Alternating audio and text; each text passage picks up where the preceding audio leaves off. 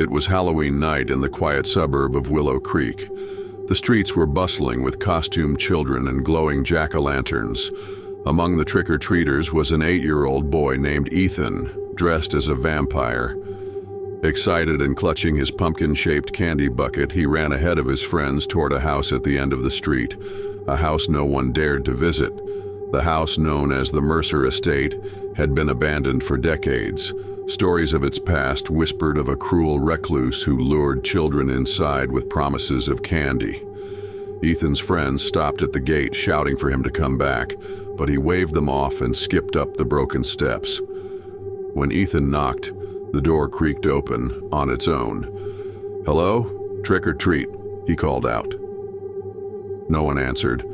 The house was eerily silent, save for the faint sound of a music box playing somewhere deep inside.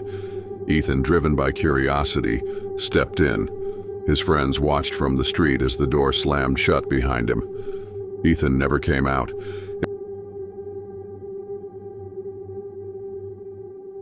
It was a chilly Halloween night in the small town of Pine Hollow. The streets buzzed with excitement as kids dressed as ghouls, witches, and superheroes collected candy door to door. Amidst the cheerful chaos, an eerie figure blended into the crowd, a tall man wearing a porcelain white mask and a tattered black cloak. He carried no candy bucket and approached no houses. Instead, he stood silently at the edge of the street, watching the children. Parents assumed he was just another adult chaperone, but the kids felt differently. They whispered among themselves about his cold, unmoving gaze that seemed to pierce through them.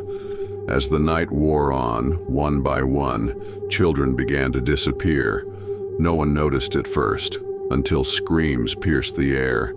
One child, Ella, claimed to have seen the masked figure beckon her friend into the woods, where the shadows swallowed them both.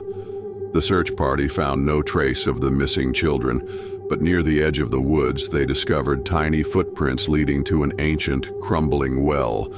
The masked figure was never seen again. However, on Halloween nights, parents in Pine Hollow warn their children not to wander too far, lest the masked stranger returns.